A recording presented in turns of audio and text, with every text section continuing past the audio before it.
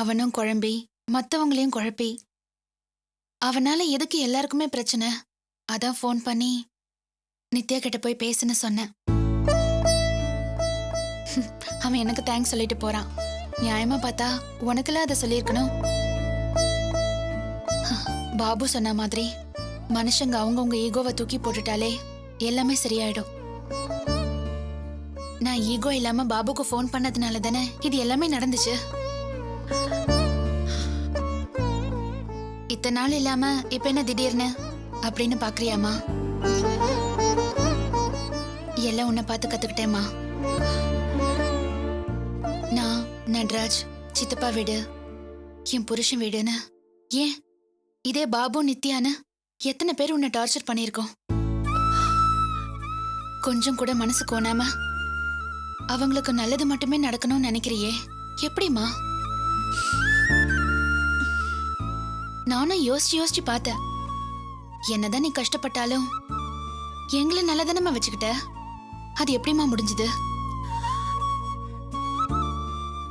இப்பதான் தெரியுது.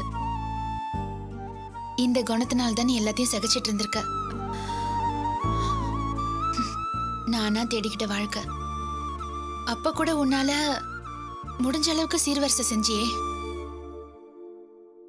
நீ கொடுத்த மிகப்பெரிய சொத்து உன்னோட நல்ல மனசுங்கிறது புரியாம என் புருஷன் வீட்டுல போயிட்டாங்க. உன்கிட்ட கத்துக்கிட்ட இந்த நல்ல குணம் இருக்கிற வரைக்கும் நானும் என் பிள்ளையும் நல்லா இருப்போங்கிற நம்பிக்கை இருக்குமா?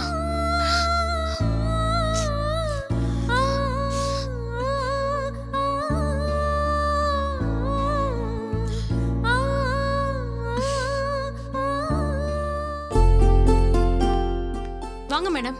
அவர் இருக்காரா? சார் எங்க? உள்ளதா இருக்காருங்க.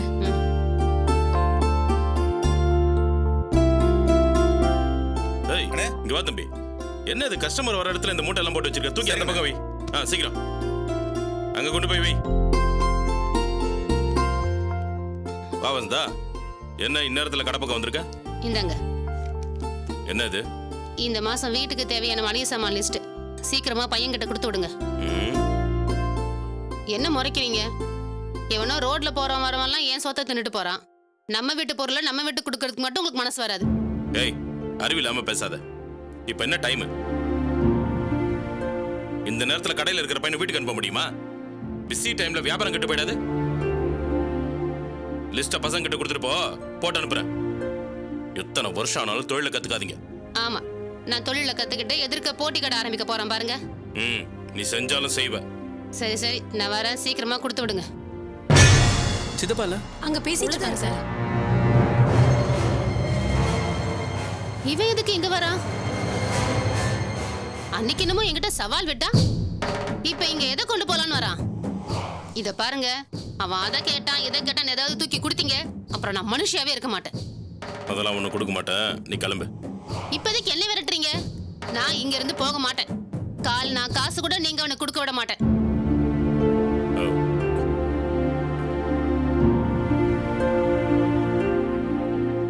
வாப்பா நட்ராஜ். வீட்டு வாசல மிதிக்க மாட்டேன்னு சவால் விட்டுட்டு போனவன் பின்பக்கம் வந்து நின்ன மாதிரில இருக்கு.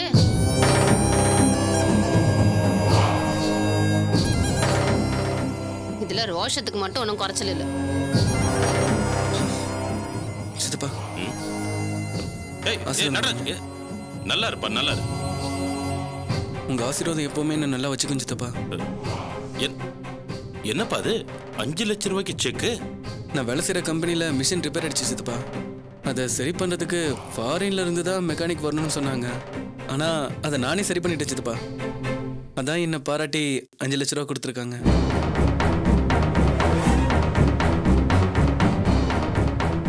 அப்புறம் சித்தி, நீங்கள் நினைக்கிற அளவுக்கு நான் கேவலமானவன் இல்லை. சொன்ன மாதிரி பெரிய லாய் காட்டிட்டு தான் நான் இந்த வீட்டு வாசப்படியை மிதிப்பேன்.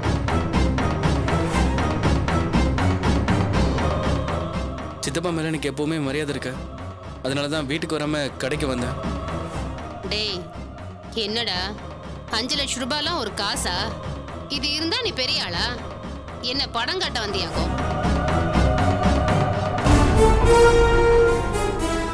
5 லட்சம் ரூபாய் வச்சுட்டு கக்கூஸ் கூட கட்ட முடியாது. சம்பாதிச்ச முகர கட்டைய பாரு. ஏய், சும்மா இரு. ஏதோ அவன் திறமையை மதிச்சு அவன் கம்பெனில இவ்ளோ பெரிய அமௌண்ட் கொடுத்துருக்காங்க, அதை மதிக்கணும்டி.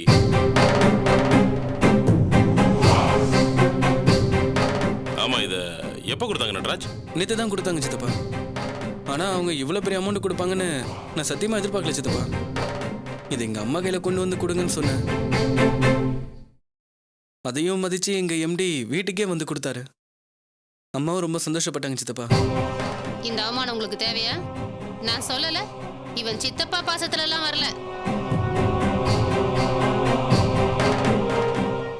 அவர் ஜம்பத்தை பீத்திட்டு போக வந்திருக்காரு. சித்தி, ஏன் எப்பவுமே இப்படியே பேசுறீங்க?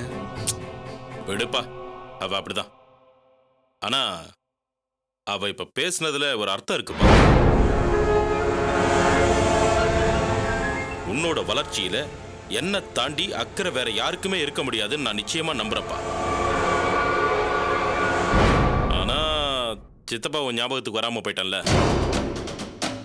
அதனாலதான் உனக்கு செக்கை என்கிட்ட முதல்ல கட்டணும்னு தோணாம போச்சு. இல்லை சித்தப்பா, அது வந்து எங்க இதுக்கு மட்டும் நான் பதில் சொல்ல சொல்லுங்க.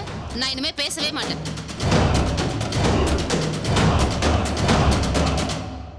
நீங்க தான் நம்ம வீட்டை விட உங்க அண்ணன் வீடு, அவங்க பிள்ளைங்க தான் முக்கியம்னு நினைக்கிறீங்க. ஆனா அவர் சைட்ல எல்லாம் அப்படி ஒரு எண்ணம் இல்லவே இல்லை. அவருக்கு அவங்க அம்மா, அக்கா, தங்கச்சி இவங்கெல்லாம் தானே முக்கியம். இந்த ஒரு விஷயத்திலேயாவது சாரை பார்த்து நீங்க கத்துக்கங்க.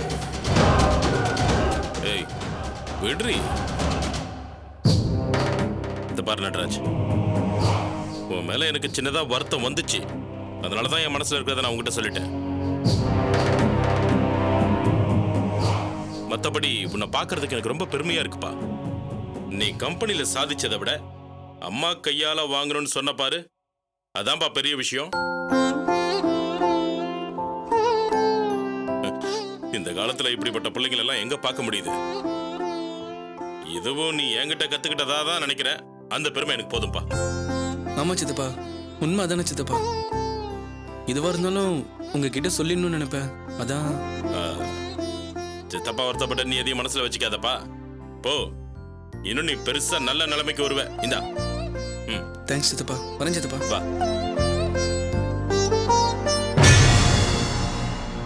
என்னங்க இவன் 5 காசு 10 காசு கூட பிச்சை எடுக்க துப்பு இல்லாதவன் 5 லட்சம் ரூபாயை சம்பாதிச்சேன்னு வந்து நிக்கிறான். வாய மூட்ரி. அவன் செக்க பார்த்ததுல இருந்து அடி வயித்துல பெட்ரோல் ஊத்தி தீ வச்ச மாதிரி இருக்கு. இருந்து என்ன பண்றது? அவன் பேசாம இருந்தே எல்லா காரியத்தையும் செஞ்சிடறான். நீங்க அதை பண்ணுவேன், இதை பண்ணுவேன், மலையை கவுத்துறேன்னு பேச்சு மட்டும்தான் இருக்கு. மத்த ஒண்ணுத்தையும் காணும். ஏய், கொஞ்சம் சும்மா இருக்கியா? என்ன பண்ணணும்னு எனக்கு தெரியும். இத பாருங்க, நான் பாத்துக்கிறேன், எனக்கு எல்லாம் தெரியும், இதெல்லாம் சொல்லவே சொல்லாதீங்க. முடிஞ்சா வீட்டு சாமான சீக்கிரமா கொடுத்து அனுப்புற வழியை பாருங்க. நான் வரேன். இந்தாங்க லிஸ்ட்.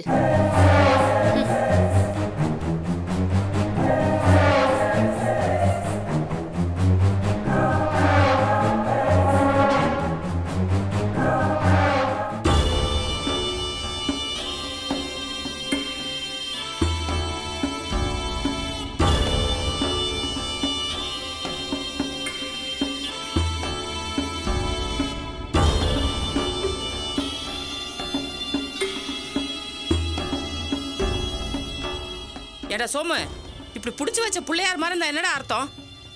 மதியம் எப்படி கூட்டு வரதுன்னு ஏதாவது யோசனை சொல்றியா? ஏமா போவாத ஊருக்கு எதுக்கு வழி கேக்குற? வெக்கத்தை விட்டு அவ காலில் கூட விழுந்துட்டமா, வரமாட்டேங்கிறாளே. என்ன பண்ண சொல்ற? உனக்கு தான் எதுக்குமே துப்பு இல்லையே. உன் மக கல்யாணம் தானே, ஏன் நீ போய் கூப்பிட வேண்டியதானே? உங்க பிரச்சனைல எதுக்கு தேவையில்லாம என்ன எடுக்கிறீங்க? கல்யாணம் ஆக போறது எனக்கு, தாலி கட்டிக்க போறது நான். இதுல நான் தானே முக்கியம். எதுக்கு இப்ப நீங்க தேவையில்லாம 2 பேரும் சீன் போடுறீங்க?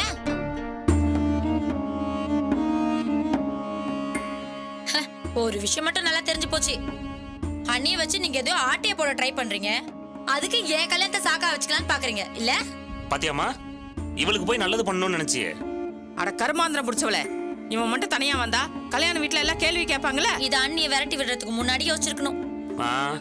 இவ ரொம்ப ஓவரா பேசுறா. டேய், நீ மட்டும் மது விஷயத்துல கம்மியாவ பண்ண, ரொம்ப ஓவரால்ல போன. அவ ஏதோ புரியாம பேசுறா, விடுறா. இப்ப மதிய கூட்டு வரக்கு என்ன பண்ணும் அதை மட்டும் சொல்லு. என்னத்த சொல்றது, அவ தான் எதுக்கும் ஒத்து வர மாட்டாளே. டேய், எல்லாத்துக்கும் ஒத்து வரவளா பார்த்து நீ தானடா பிடிச்சிருக்கணும்.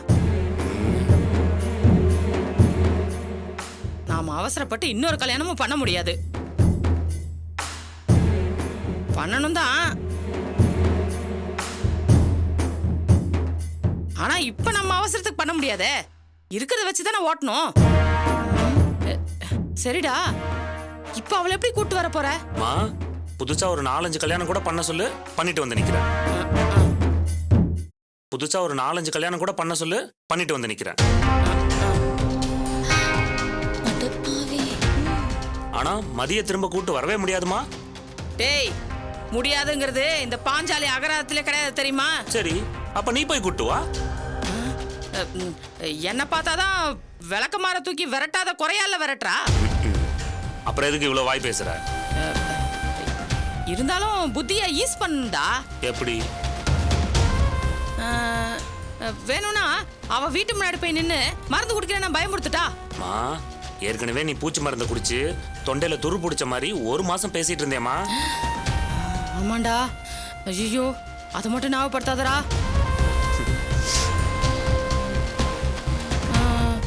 ஒண்ணு பண்ணலாமா? வேணும்னா நீ மருந்து குடிச்சிர. எதுக்கு? என்ன உயிரோட கொண்டு போய் புதைக்கிறதுக்கா? எல்லாம் நல்லா தெரிஞ்சுக்கிட்டு ஏமா இப்படி பேசுற? வேற என்னதான்டா பண்றது? ஒன்னும் பண்ண முடியாது. அவ புள்ள பூச்சியா இருந்த காலெல்லாம் மலையேறி போச்சு.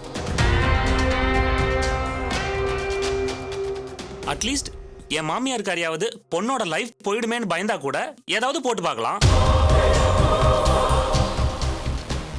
அந்த பொம்பளை இவ்வளவு விட திமிரா பேசுது.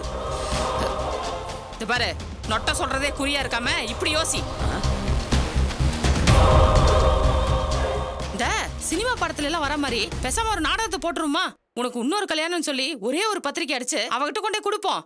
அவளும் பயந்துட்டு ஓடியாருவாள்ல.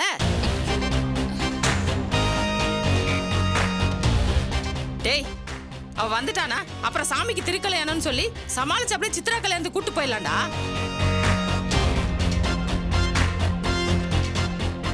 ஏன்டா முறைக்கிற? மா, அவளை டைவர்ஸ் பண்ண சொல்லு, இப்பவே பண்றேன். ஏன்னா அது ஒண்ணுக்கு தான் அவ ஓகே சொல்லுவா.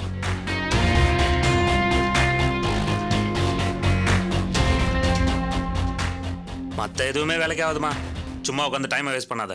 என்னடா இப்படி சொல்ற? அப்ப சித்ரா கல்யாணம்? நான் வரதே பெருசுன்னு நினைச்சு சந்தோஷப்பட்டுக்கமா.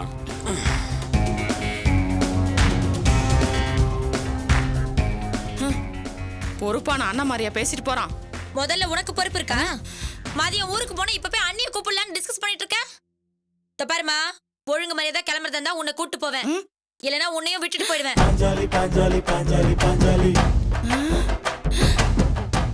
ஐய, என்னடி பாஞ்சாலி, உன் நிலைமை இவ்வளவு கேவலமா போச்சு? பாஞ்சாலி பாஞ்சாலி பாஞ்சாலி பாஞ்சாலி.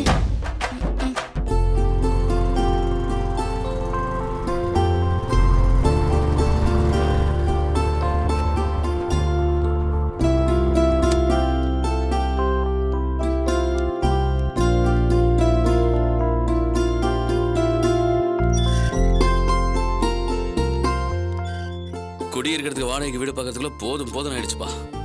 எல்லாம் உங்க ஆளுங்க பண்ண கூத்து தாண்டா. லட்சக்கணக்கில் சம்பளத்தை பார்த்ததும் ஹாஸ்பிட்டல் சீட்டு வீடு கூட 10,000 15,000 கொடுத்தீங்க. இப்போ அவங்களுக்கு சம்பளம் குறைஞ்சு போச்சு. நீங்களே இல்லாம நாங்களே இல்லாம ஆகி போச்சு. என்னப்பா, என்ன இங்கே நின்றுட்டு இருக்கீங்க? உள்ள போங்க, போப்பா.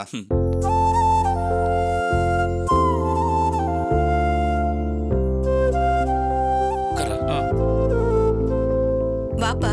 வரமா. என்னப்பா, வீடெல்லாம் பார்த்துட்டீங்களா? பார்த்துட்டோம்ப்பா. பரவாயில்லையே, ஒரே நாளில் வீடெல்லாம் முடிச்சிட்டீங்க. அதுக்கு தான் மோகனை கூட்டிட்டு போக சொன்னேன். வீடெல்லாம் எப்படி சௌரியமா இருக்குல்ல? நல்லா இருக்குப்பா. இதே ஏரியால தான் இருக்கு. இப்போதைக்கு டோக்கன் அட்வான்ஸ் கொடுத்து கன்ஃபார்ம் பண்ணிட்டு வந்திருக்கோம். இன்னும் 2 நாள் அட்வான்ஸ் கொடுக்கணும்னு சொல்லியிருக்காங்க. அப்படியா? பணம் வேணும்னா தயங்காம கேளுப்பா. ஏங்க, திடுதிப்புன்னு புள்ள பணத்துக்கு எங்கங்க போவா? நீங்க கொடுக்கறத விட்டுட்டு வேணுமான்னு கேக்குறீங்க? ஏண்டி, புரியாம பேசாதடி. ஏற்கனவே ஒரு ஏசி வாங்குறதுக்கு பணம் கொடுக்க போய் தான் இவ்வளவு பிரச்சனை வந்திருக்கு.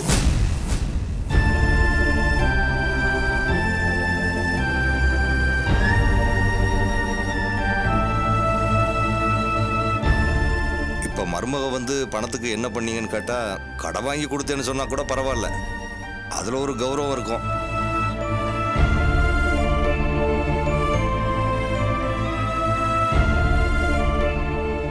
இல்ல நாம தான் கொடுத்தோம்னு சொன்னா இதுக்கு பேரு தான் தனி கொடுத்தனம்னு கேட்டா என்ன சொல்லுவ?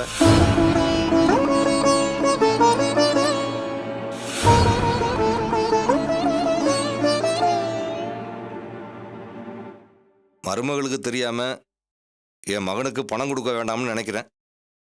இனிமே அவங்களுக்குள்ள ஒளிவு மறைவு இல்லாம வாழ்றது தான் எல்லாத்துக்கும் நல்லது.